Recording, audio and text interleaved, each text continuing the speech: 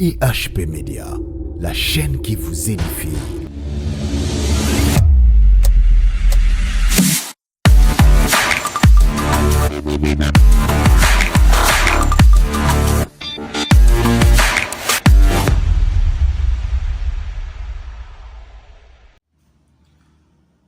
Voilà, chers amis internautes, vous êtes les bienvenus dans votre émission Short News avec Eki Bumba, votre humble serviteur, toujours dans le site Nabiso ya EHP Media. Wapi epa itozwami awa na Goma wezali na Est ya République démocratique du Congo. Bino mo bouti komona ba image comment est-ce que tozalaki na nzela pe moi ba préparatif mususu tozalaki nango kino tokomi awa na kati ya Goma na hotel wapi toye ko se résider. Voilà, tozali ensemble na ba serviteur dédié, tozali na prophète Jonathan et puis tozali na pasteur Rick Mans. Donc vous comprenez biso to la émission na biso ya lelo na téléphone ya mwana toza quand même na image oyo vous comprenez les images à téléphone malgré moi ndambo qualité na mo ya mo tozala pena na bosenga pe ya ba téléphone ya mo malonga po na ba mission ya boye tozala quand même na ba image moko fiable pour et permettre bino pe bolanda à bonne et difforme. Voilà, to introduire déjà ba invité na biso du jour. Bonjour prophète Jonathan. Oui, shalom papa Eki, bonjour. Mbote na bandeko nyonso oyo bakozoli bako ya koleka na kolanda biso mokolo na lelo tika ite nzambe aleka nako pambola biso. Voilà, merci beaucoup prophète Jonathan. Et à ma gauche nazana révérend Rick Mans. Révérend, bonjour. Bonjour papa Eki, nzambe azwa lokumu mingi po tozali na pema yango epesi biso nzela tokokosolola na yo. Bongo mbote mingi na balandi nyonso bazali kolanda pe balandaka biso na EHP Media. Vraiment nzambe apambola bino na mokano na ye. Voilà, merci beaucoup nzambe apambola bino na mokano na ye. Biso pe tozali malamu tozo tokotuna mituna na basali ya nzambe. Objectif na biso awa na kati ya mboka Goma ezali nini kasi mituna ezali penza mo ebele tokobanda nanu na losambo po ete tokota mituna na biso penza na kokambama na molimo mosantu pe bino bozali kolanda biso bolanda yango penza elongo na molimo mosantu mpona kocomprendre solo message nini elingi kolobama na kati ya émission. Voilà, baserviteur dédié bazali awa oyo akokamba biso na losambo po ete tokota deja na mituna na biso. Malamu mingi to pusani liboso na nkolo tokangi miso na biso. Bo ye jinga tango na mo adana jangami na bolo jibe nena kolo nunde kolo yeso na bele mara yo yawe na bele mana yo lonza ambe nanga o si mana nyoso se wanaliwa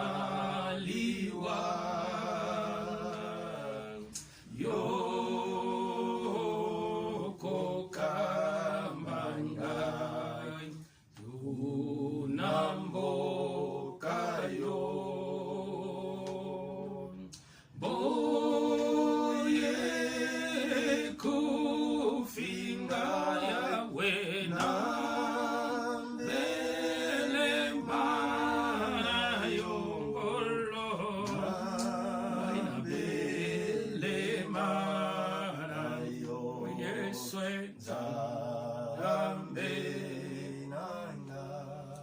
Likolo na lola yawe kumama po etozali mo santo. Nasera mo etozali ko sanjo la nkombo na yo likolo na bankombo nyonso po ete oya kokani na yo ajali tepe akozala te. Nzambe soki tozali kopesa yo merci. Ezali po ete soki okobatela te nkolo yakoki kobatela na esika na yo azali te. Soki tozali kopesa yo merci. Ezali po na mpema na bomoi oyo opesi biso yango nalobaka ete opesi biso yango po tokumisa yo butu mpe moi. Merci nkolo. Oleki na kotambolisa biso na près de 2 km ute epai 2000 km epai wapi touti kino kokóma na esika oyo. Ozali kobundela biso entumba na molimo mpe na nzoto nyonso tokuti na esika oyo. Yo ozali mobateli na biso yango totondi yo tokumisi yo. Tika ete ngonga oyo kabeli biso okamba biso molimo mosanto na yo Yesu Kristo azala na biso topesi yo merci. Banda pe okosukisa na biso mosika na biso ezali bokonjela molili mosika na biso ezali mabongisa moyini Satan na jila na Kristo Yesu totondi yo tokomisi yo mpe na kondima tolobi amen. Amen. Voilà, merci beaucoup Nakondima Tolobi, amen. Je crois bino mokope bo bondela ki na biso elongo po ete yo kolanda émission oyo penza na bokebi nyonso surtout. Voilà, en fait Jonathan toza awa na niveau ya Goma, vraiment objectif principal oyo ekumbi basali nzambe na Goma awa ezani. Merci nkolo apambola yo papa na motuna nakanisi ete motuna wana ezwaki eyano deja na baémission eleki même ndenge bato na mayele balobi na biso ete la répétition est la mère des sciences. Ya liboso nakoloba nanu boye mpona yadona na motuna na yo napesi nzambe merci napesi bino mpe merci mpo nakanisi nalobaka malamu lors d'une émission ete nakosepela mingi yo moko mpe onyata makolo nango na mboka oyo elongo na ngai mpo mona le réalité. Nasepelaki nalobaki mpe ete pasteur akozala na ngai elongo mpe nalobaki ete mama Jeannette mpe elongo esengeli azala na biso na mboka oyo tel était son souhait. Mpe lokola nkola asungi ete biso banso minei makolo na biso enyati na esika oyo nkola aleka na kokomisa. Objectif na biso papa ezali très simple. Nakanisi tolobaki malamu dans les jours qui sont passés ete je ne continuais que d'avoir appel, cri de détresse, bandeko na biso, o bazali plus démunis, o bazali kolela, bazali kokufa na bitumba na zamba na makamukili qui les ali koleka na territoire oy, to na mabele mboka oy. Ya solo on s'était dit na ndenge kola koleka na kosunga na biso. Ya motu ezali ete to koma na esika oyo. To mona bandeko wana. Soki to kokabola na bango ata mai na lipa ekozala pona lokumu na nzambe. Pe to bondele longo na bango. Totalisa bango ete malgré ba difficulté, les temps difficiles au bango bazo traverser. Bato na mokili bakoki ko abandonner bango, kasi nzamba ko abandonner bango ata mokolo moko te. Tala tina papa yo na ngai, tozali longo na siko, petika ete pona mutuna na yo, nkolo apambola yo. Voilà, merci beaucoup toko zala penda na mwa bituna po to yebi ete to komi na esika oyo kasi ifale to banda pe mwa makambo esengela to sala mais to zana na kobongisa to yebi ete lobby na lobby okuna déjà to kozala sur le terrain kasi motuna moko kotuna wana makambo bongo ezo salema pe to komi déjà na 2020. Est-ce que prophète Jonathan révérend pasteur Rick Mans boza ko rêver 2023 to ezaka ka passion ya bandeko nini penze ko sala po bayi pasteur pe to mona bango na politique to mona pe ba msusu ba député ba msusu pe ba président ya assemblée provinciale tout est-ce que les kanisimo ba bongo yali na sima pona ko ya kaka ko sala moi badona. Merci beaucoup plutôt papa iki pona motuna moko ya ezali na motu ya mingi pona motuna ne kozonga pepa ya papa Jonathan koyana. Merci beaucoup. Nakanisi ezali motuna moko munene makasi nakanisi esika moko tozalaki na yo na ngai biso nyonso kaka na mboka oyo tozwaki moko ya motuna ya lolenge yango ekokaki kotuna mela biso na bisika tosengelaki tokende mais du moins banda mboka biso tozali na makambo na politique tozate tozali apolitique. Merci beaucoup tozana biso kuna te mais mosala na biso toza na responsabilité, toza na baministère oyo epesameli biso uta na nkolo yango nde tozali kosala yango parce que epesameli biso esalema kaka na bisika moko te, c'est-à-dire partout dans le monde. Donc tozali kosala yango mais makambo na 2023 de wana etali biso te tozali atana likanisi moko te ke na 2023 nde tomonaka mpe bandeko mosusu basalaka abandika ndenge biso tozosala boye mpe lobilobi akomi apostule biso tozali na makanisi wana ata moke te mais nde nzambe oui nzambe ye moko aye parce que ezaka makambo mosusu boye neti naloba ngai naloba boye est-ce que ngai nayebaki ete lelo nakokoma na mboka oyo nayebaki yango te na bomoi na ngai mais nzambe nde ayebi mais soki lobi kuna nzambe abongisi peut-être que non na biso nyonso toza koloba lelo tozala soki na poste moko na bayi politique, ça c'est la volonté de Dieu mais biso na makanisi na biso na motema mobimba tozali ata na poussière moko te ya makanisi wana mpo ete lobi na 2023 to postuler en tout cas image zotikala na kanisi on akoy koloba nde yango. Voilà, donc révérend Rick Mas likanisi moko te ya kotala 2023 to kotala nini bweto idée moko ya kopesa po ete na simelo moko ezonga. Prophète Jonathan Motuni tunamaki est-ce que likanisi moko abongo ezali ta mosusu obibo to yana no awa to sala nan bongo lobi ta to ya lisusu to tsepe na ba fiche makambo nyonso to na koloba na oboye papa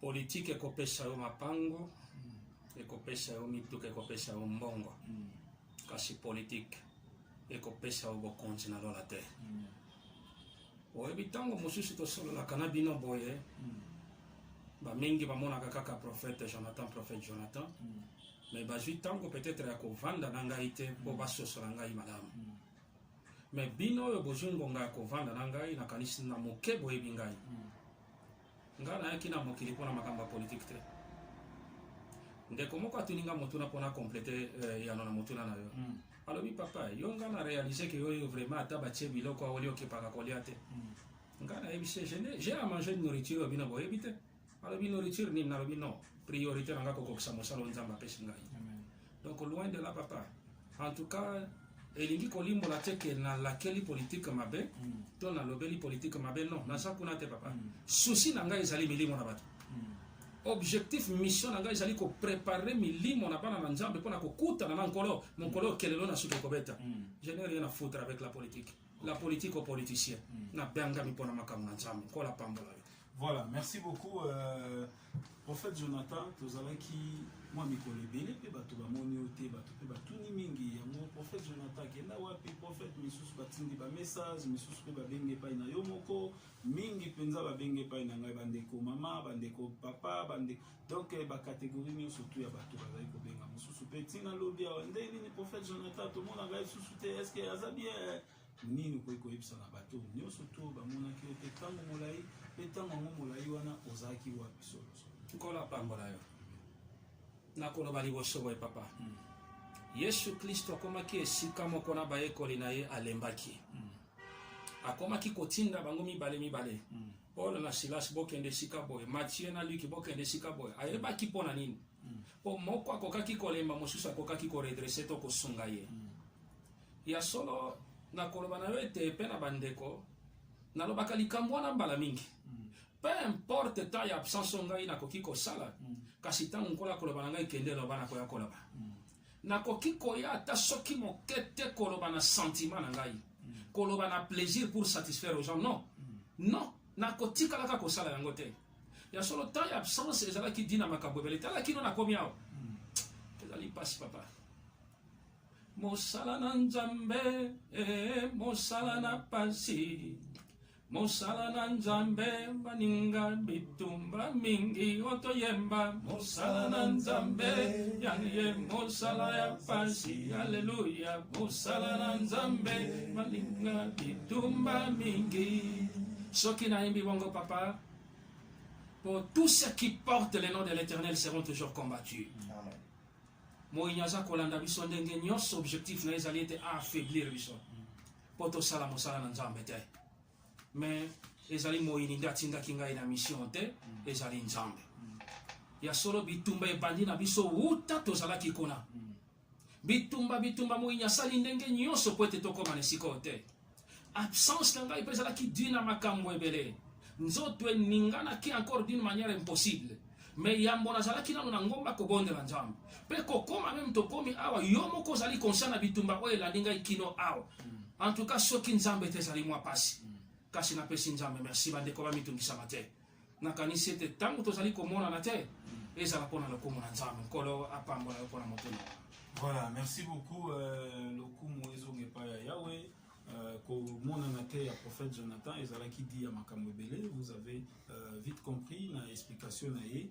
Et mosala pe ya Nzambe ezali mosala ya facilité. Alekaka to ayaka na etando eke ezali mpona koya lisolo kaka to solola te, kasi soki azwi message kouta na nkolo nde akomonana na biso pe mpona kopesa yango na peuple de Dieu. Voilà pour révérend Rick Mars.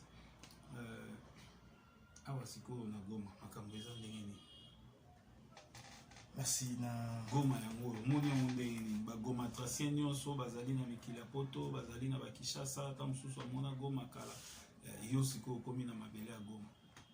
Oui, merci mingi papa eki to komi na mabele ya Goma, tomoni Goma, tomoni vraiment mboka eza kitoko, mpe tozali lisusu kotonda Nzambe mpona makambo oyo tozomona na mboka na biso. À l'occurrence ndenge mabanga ezali tozomona ke biso Congo tozali na richesse moko, donc même immesurable, excusez-moi le terme là. Alors vraiment ezali kitoko mingi pona la kanisi quelque part to otunaki mutuna moko tazo kende quelque part otuni mutuna me mboka eza mabanga sikoyo ba tomate baba nini boye ezako bimandenge nini na kanisi na yanola ki yango mais malheureusement ezalaki enregistré ça mais ezali ko darobaki boye que non, c'est-à-dire moi bisika mabele ezali, étant donné que mabele on ezali béni yango na biloko nso bimana nini, nous sommes bénis tout cas vraiment mboka ezali kitoko malgré la réalité ya mboka oyo toza kokuta awawa, mais en fait mboka eza nango kitoko toza toujours na kati na mboka na biso eza kitoko mingi vraiment pona RDC pona ville na biso ya Goma. Nzambe kaka ye moko a continue na kosala mpe kobatela mpona bayi etando oyo moi eteni oyo ezali pona biso nyonso ba congolais congolaise, mais non ba oyo bazali côté oyo vraiment Nzambe aleka na kobatela bango. Merci. Voilà, Nzambe abatela bandeko na biso nyonso to oyo tobengaka bagoma tracien to ba nyonso to ya Nord Kivu pe ya Sud Kivu ba oyo nyonso to oyo bandeko na biso ya Est et biso ba Congolais nyonso to ba Congomani nyonso Nzambe apambola biso penza na ma nyonso to tozali komona na kati ya mboka na biso. En fait Jonathan, message ni nozali nango na mokola lelo pona koyebisa peuple neti nkolo apambola yo na sepeli na zonga mwa moke na motuna otunaki pasteur. OK. Motuna wana ezali malamu parce que pasteur asali point de vue na ye na ndenge amoni mboka eza kitoko, parce que d'abord eza pamba te bato mosusu batiaka parenthèse le pays des volcans. C'est vrai que mabanga eleki mwa ebele nazo compare yango légèrement na province ya Bakongo, Voilà. précisément na Matadi. Po Matadi wana pe d'ailleurs je pense que kombo Matadi eza na Kikongo elakisi mabanga, à moins que je me trompe. Mais nakoloba eloko moko papa, po tango nga nakomaka na mabele oyo mbala liboso ezalaki awa na ville ya Goma te, ezalaka précisément na Beni, natambolaka na Beni, natambolaka na Ruchuru na Masisi na Minembwe, nalobaka eloko wana. Mais awa wana ville ya Goma nakanisi yo na ngai tokomi lelo. Oyebi nakoyebisa owe papa, soki totangi Bible wana nazopesa mbala moko point de vue oyo ngai na constate uta tokomi awa. Soki totangi makomi na Nzambe uta mokanda na Genèse kino na Apocalypse tokososolaka keloko moko. Bible ezo se résumer na liloba moko, liloba ngo ezali nini? L'amour, bolingo.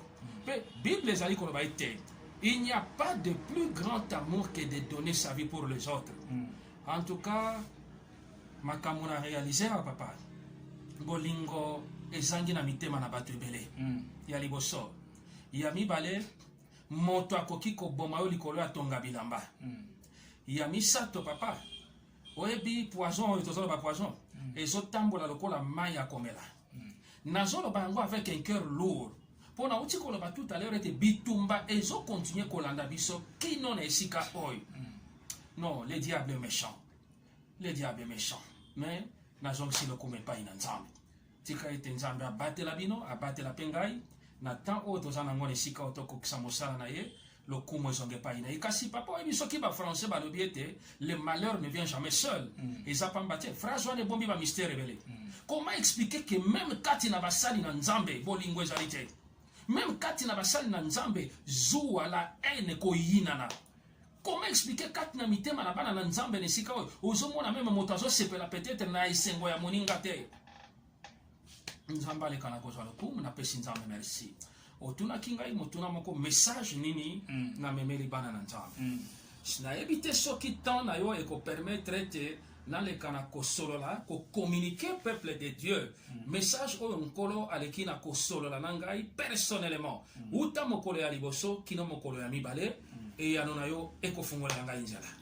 Oui papa toza na swate toleka na message po ete baoyo nyonso tu bazali destiné mpona message wana babika mpe nango nkola pambola yo pasteur toza baleki nzela nalobaka butu mpe moi ete ntango biso toza koleka na baetando soki ike soki nini na lingala ndenge oza koloba na bino tolekaka mpona masapo te tolekaka mpona koluka koyebana te tolekaka mpona bakomedi te kasi objectif mpe souci primordial na ngai ndenge nalobaka ete ezali kostimule to koprepare libota na bana na nzambe na bozongi na yesu masihi tika nataliso eloko moko peu importe bavision ya makambo oyo to baprojet oyo okoki kozala nango na bomoi na yo mais sala keba soki ozoprepare mobembo na wana yebi te na poto to wapi soyez attentifs au son de la trompette. Même si vous avez la pona libala na yo, vous avez la pona ba classe na yo, peu importe tout ce que nous pouvons être en train de projeter nantango oi.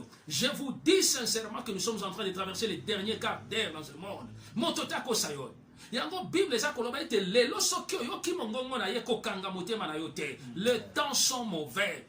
Tango eza mabe papa.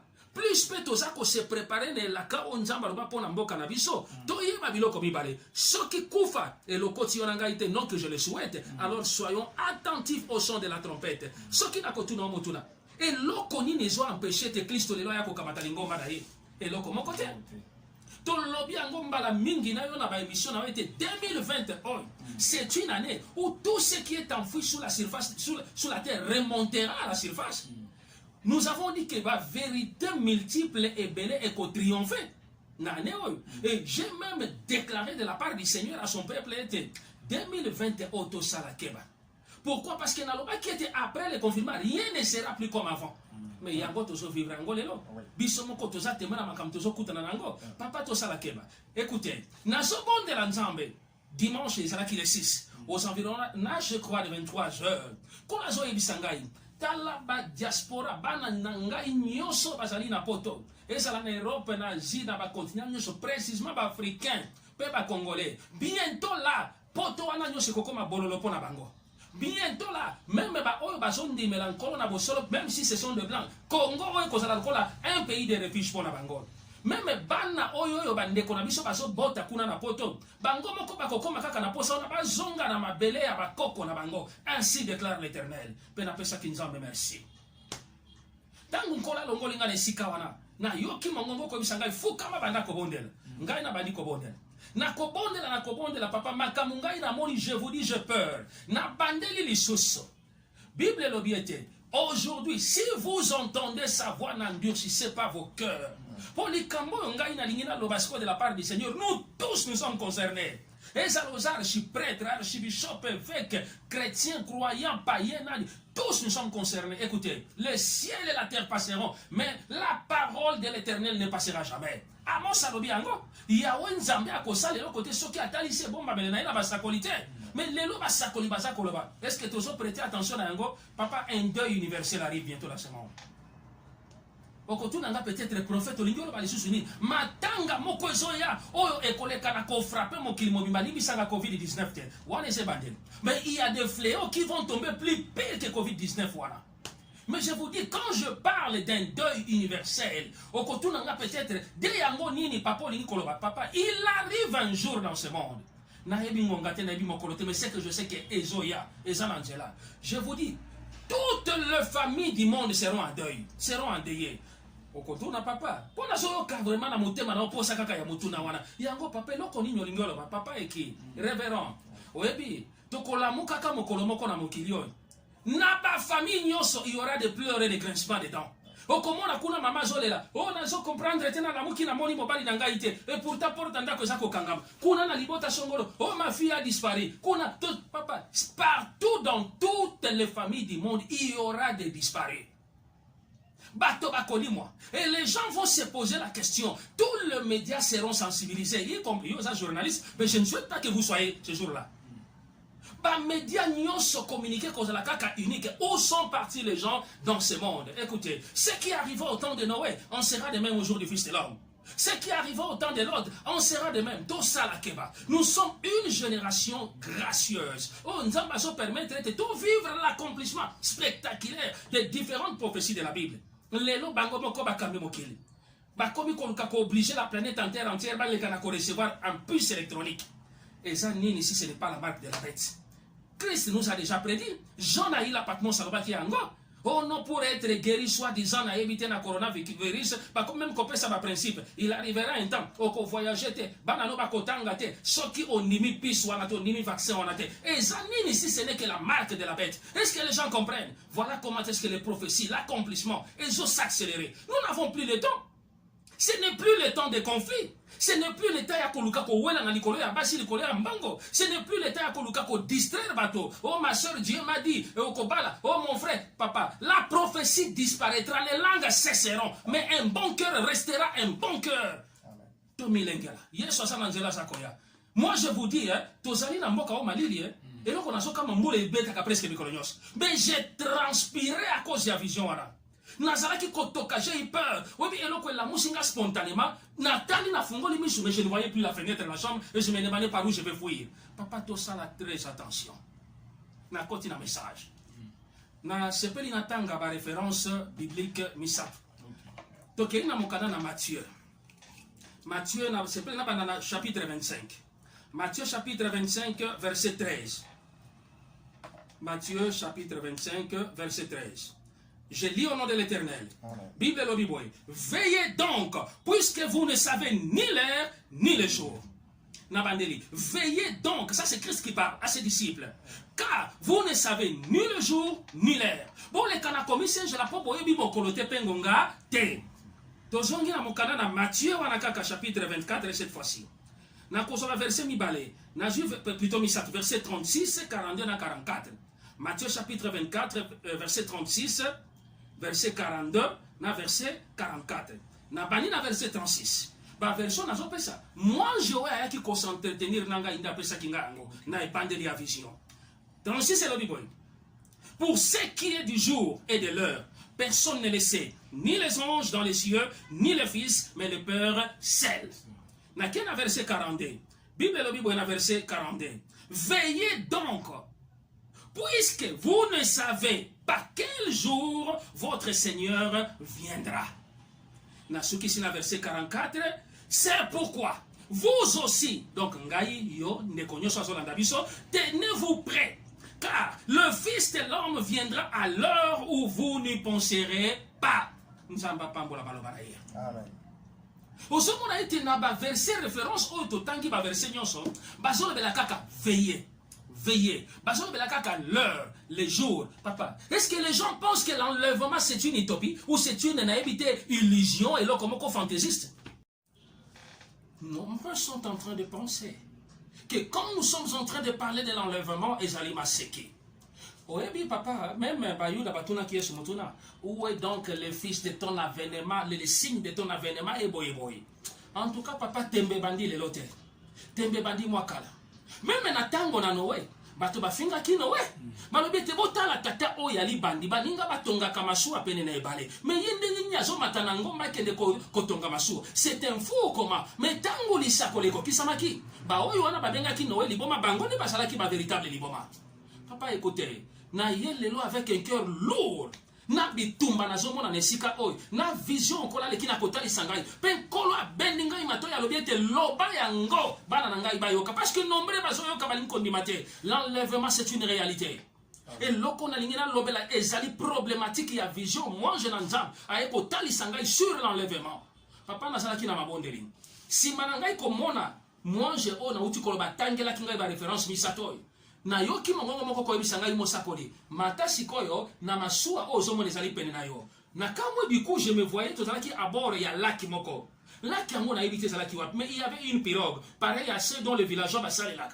Tango na matito bandiko kende to bandiko kende na ye moi je na kati na pirogue. Ko kende to bandiko kende to komi na libongo to kiti na pirogue et to bandiko matamwa ngomba moko. To mati vous savez des fois je me pose la question.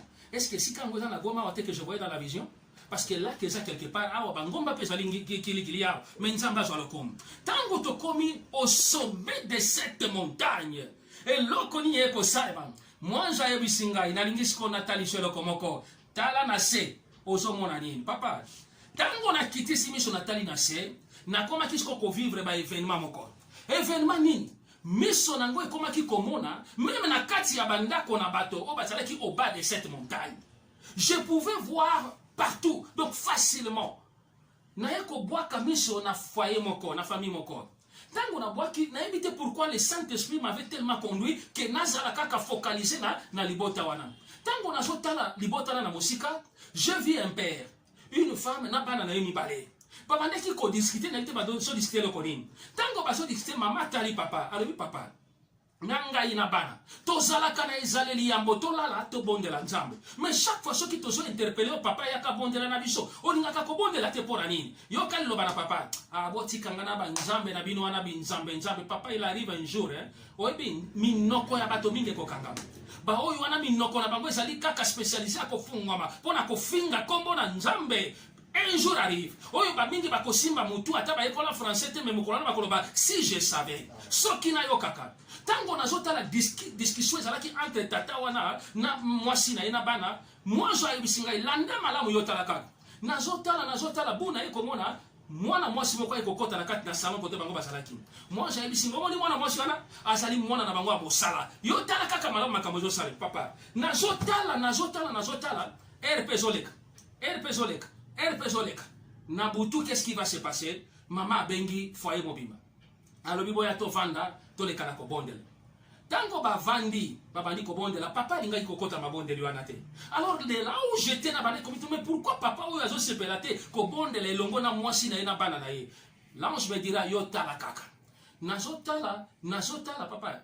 Non eza somo.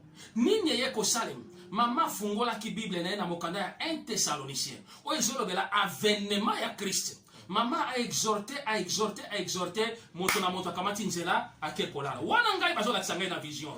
Tango bakekolala. Na kati ya butu vers 2h du matin. Papa, Bible lobi à la voix de l'archange au son. Tango ako faire retentir wana. E kokokisa mabilaka na nzambe dengali kana koloba yango. Tango na moni bango bakena bambeto balali, moi j'ai ko ebisanga tala siko likolo. Na tomboli miso likolo na moni lole fungwami. Tango lole fungwami papa, na moni moi je moko azo kita dans le néant comme ça. Na sena ezala ki nié.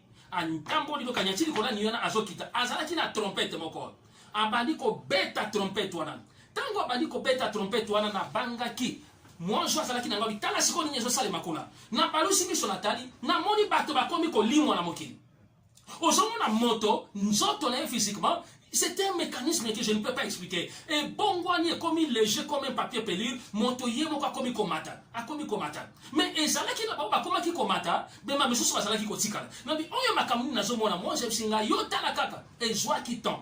Bon moi yé kotam. Tangu moi yé kotana, ngai kuna bazola sanga kaka tala kuna makamozoleka.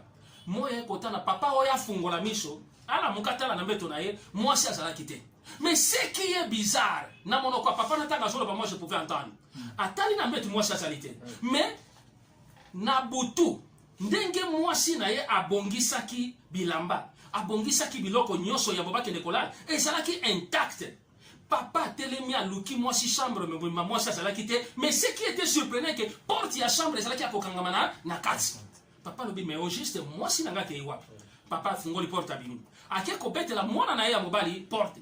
Kopete la bête moi na oya mobali porte papa c'était un film na zotala mwana oyo afungoli porte mais papa ozo déranger ngai likambo yabi mais est ce que maman naza na chambre na yo mwana alobi te papa mama azali awa te oh mais mama no aki api kende nanu kotala leki na wa mwasi bake kotala leki ya mwasi babeti porte moto azofungola te moi je kuna azobisa ngai mosakoli ozomona nalobi nazomona papa babeti jusqu'à ce qu'ils étaient obligés à kobuka porte wana babuki porte bakoti la fille n'était plus et ce qui est bizarre même mbetu ya leki na bango ya mwasi ya mwana ne ya mwasi ezalaki très bien arrangé papa mayele esilaki bango Bible lobby mokolo il y aura des pleurs et des grincements de dents papa o mayele esili balokinda komobimba eloko moko te jusqu'à ce que tango bakei mpo babima sikoyo na libanda ya parcelle eloko ekamwisi bango baye komona ke même grille entrée principale ezalaki verrouillé de l'intérieur mais balobi au juste makambo ezolekao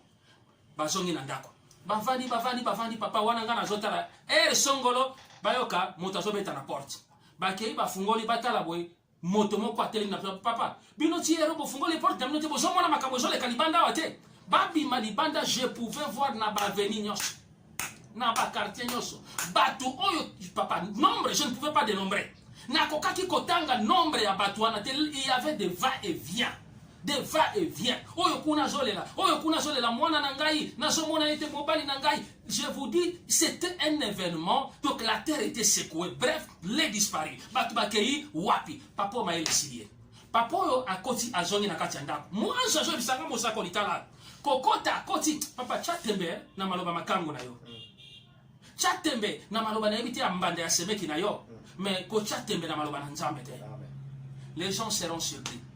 Même par élimination, tous ces occultistes qui veulent faire du monde, je ne sais pas quoi, bazana nguya likolo na yesu te. Bako kamwa bientôt papa. Amen. Tango tata oya zongi na kati ya chambre, akomi kotala tala eloko nini eko atire ye. Bible ya mwasi na ye. Aye komona Bible ya mwasi na ye likolo ya moto ya mbeto. Pe na Bible ona balekaki na ko ashire, je pouvais lire. C'est pourquoi vous aussi, tenez-vous prêts, car vous ne savez pas quel jour votre Seigneur viendra. Papa siko maele fungwa mire.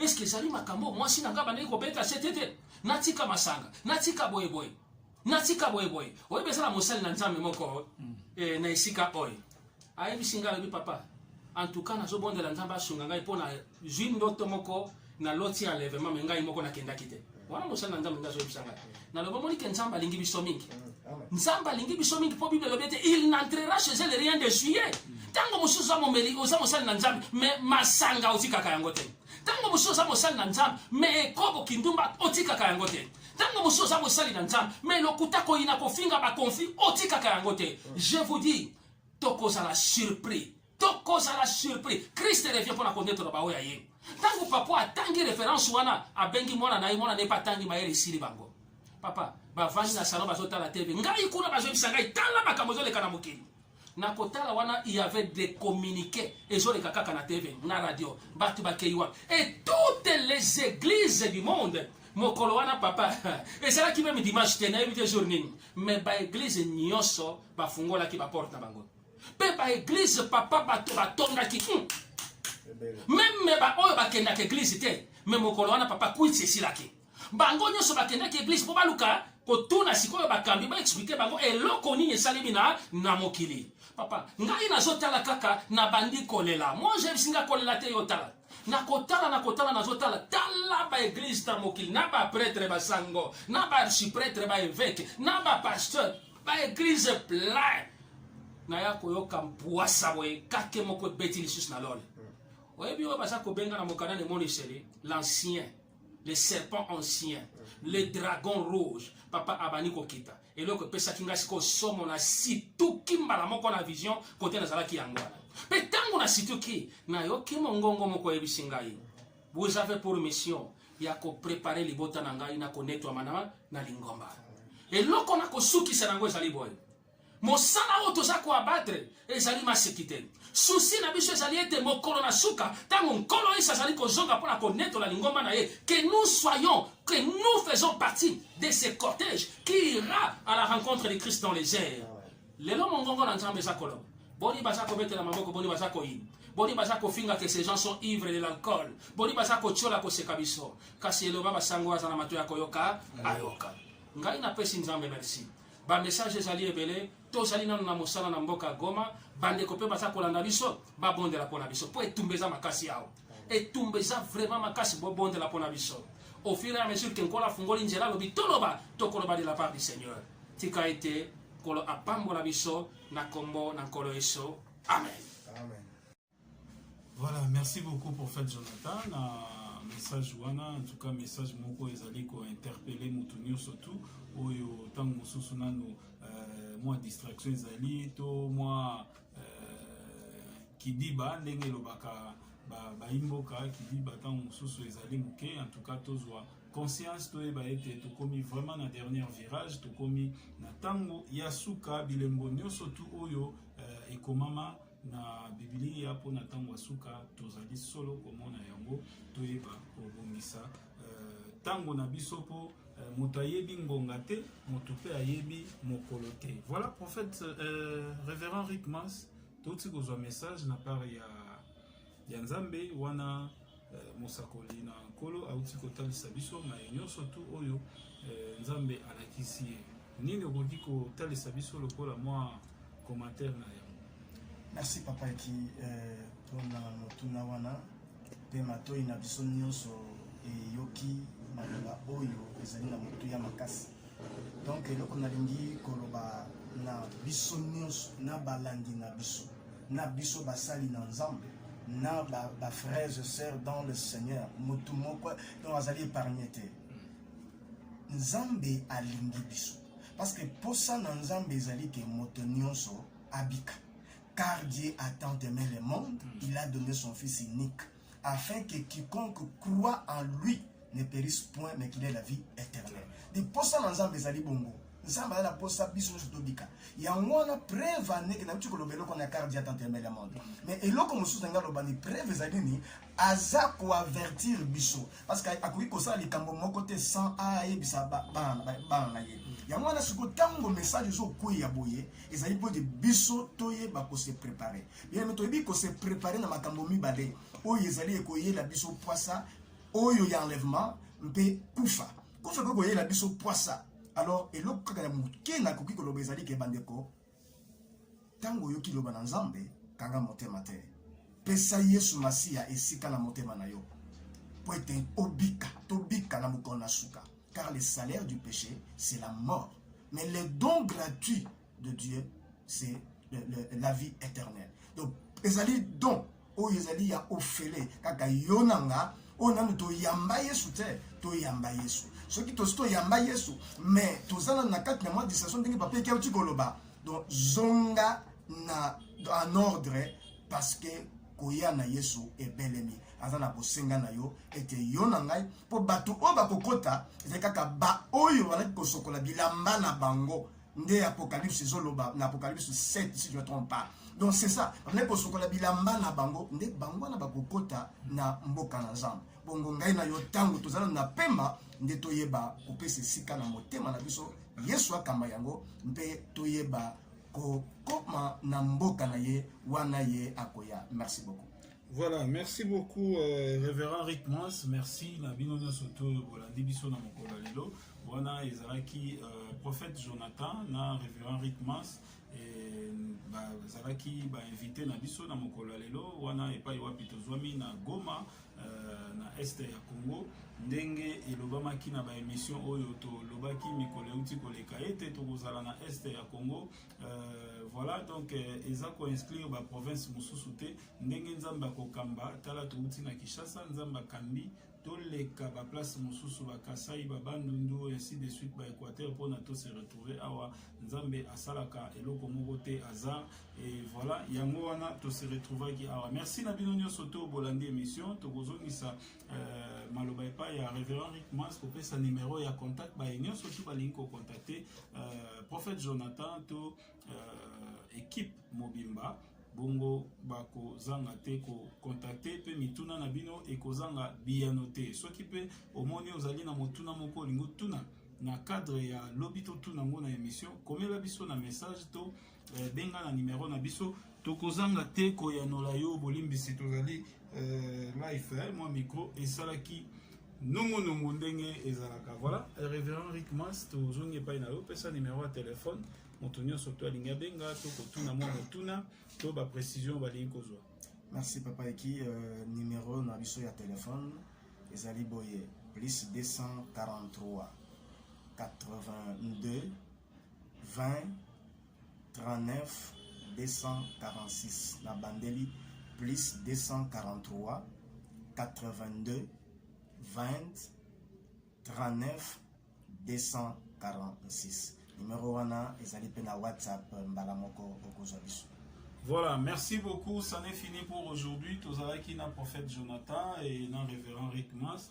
Donc tokutani mbala ya sima na batango nyonso to tozali awa na kati ya Goma boko mankete kozwa ba image to kozwa ba message soki kolo a pesi pona tina ya bana nzambe. Voilà, tozali pe elongo na prophétesse Jeannette o tozali na epe awa na mikolo koya boko mona pe émission moko ekozala biso nyonso to lisanga pona toujours lokumu ya kolo Yesu Masia. Tokutani mikolo ezali koya tolobi ndenge tolobaka na suka émission na biso lokumu ezonge pa ya yawe. Bye. IHP Media, la chaîne qui vous édifie.